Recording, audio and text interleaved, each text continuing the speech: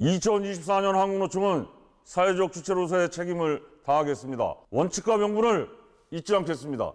한국노총은 2,500만 노동자를 대표하는 조직으로서 노동자를 위한 정책을 만들고 정착시켜 나아가 국민의 삶이 행복해지도록 최선을 다하겠습니다. 현장, 그리고 또 현장.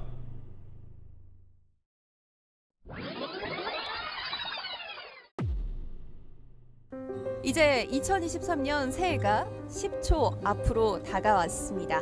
5, 4, 3, 2, 1.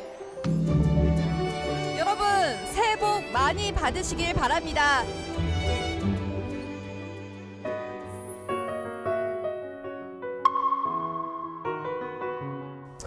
글쎄요.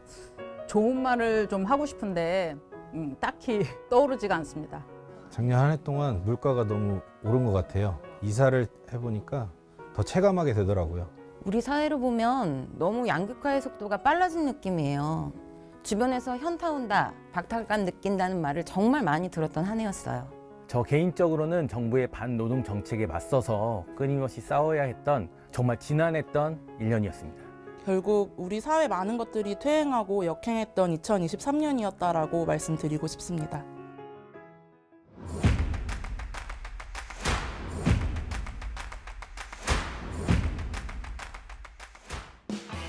안녕하세요. 조직본부 최인석 부장입니다. 저 웃는 상이 아니어가지고. 안녕하세요.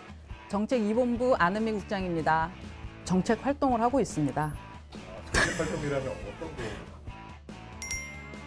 안녕하세요. 조직본부 남민우 국장입니다. 약간 이렇게 미간으로 힘을 주시니까 예. 좀 무서워 보여서. 예. 안녕하세요. 여성청년본부 곽의신 실장입니다.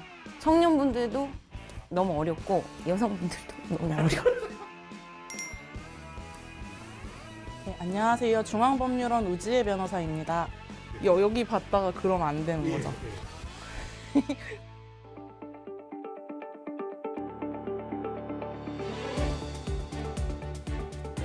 제일 대표적인 노동계약이 노동시간 유연화 그리고 임금체계 개편이었죠.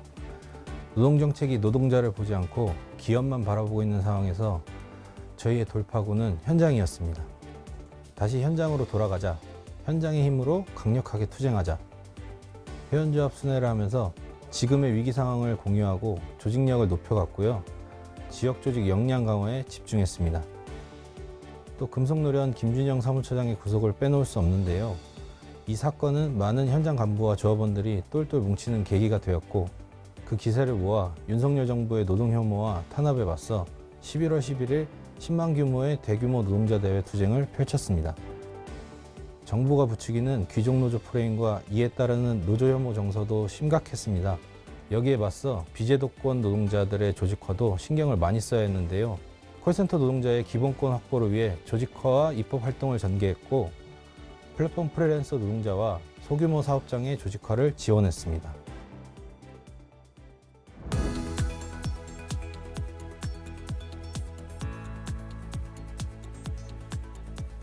(2023년은) 경사노위를 통한 사회적 대화가 단 한 번도 이루어지지 않은 한 해였습니다. 광양 폭력 진압을 계기로 경사노위 불참을 선언했지만 사실 한국노총을 대화의 주체로 보지 않고 일방통행만 하는 윤석열 정부에 대한 한국노총의 강력한 항의였습니다. 비록 정부와 대화의 문은 닫았지만 노동자의 민생에는 더욱 집중했습니다. 표준생계비 산출, 임금 인상 요구안 발표, 최저임금 인상 활동 등 노동자의 생계를 사수하는 사업을 펼쳤고요. 정년 연장 법제화를 위한 입법 활동, 고용보험 계약 저지, 공무직 신분 보장 및 처우 개선 활동 등 일자리를 지키고 또 질을 높이는 활동을 광범위하게 펼쳤습니다. 정부 역행은 사회복지 정책에서도 마찬가지였습니다. 복지 정책을 결정하는 정부위원회에서 한국노총을 배제해 노동자 개입을 원천 차단했습니다. 그래서 저희는 국민연금 계약 저지, 공적연금 강화 활동을 전개했고 건강보험 보장성과 의료 공공성 강화 활동 등 선택복지, 약자복지로 역행하는 사회서비스 사수를 위해 시민사회단체와 연대 활동을 지속했습니다.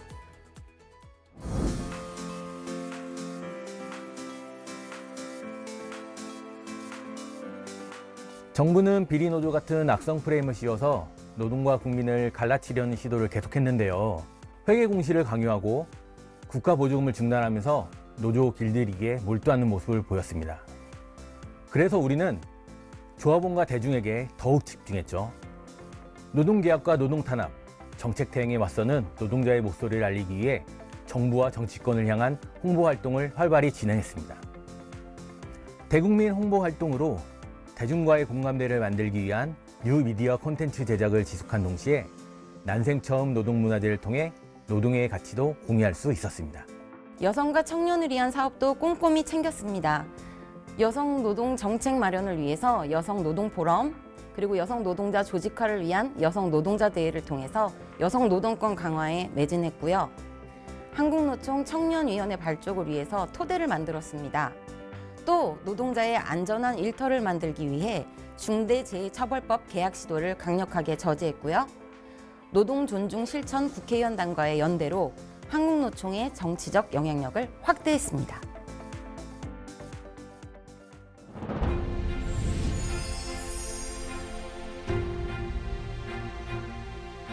네, 올해는 불행하게도 저성장, 고물가, 세수 감소로 노동자들의 삶이 더욱 어려워질 것으로 생각이 됩니다.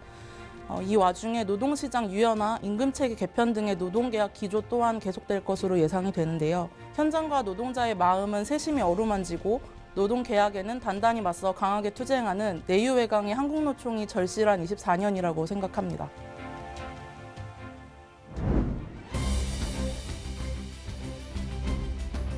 어렵게 재개된 사회적 대화에서 작은 이익을 위해 대의를 훼손하지 않겠습니다.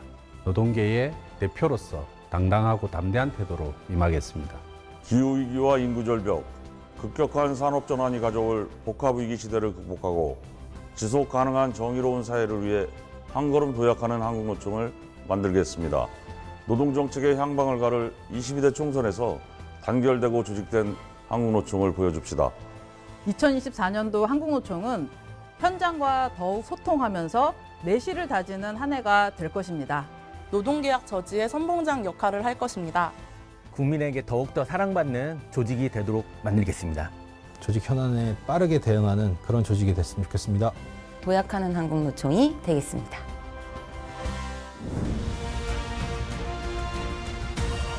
우리는 노동자를 바라보며 현장으로 향하는 한국노총입니다.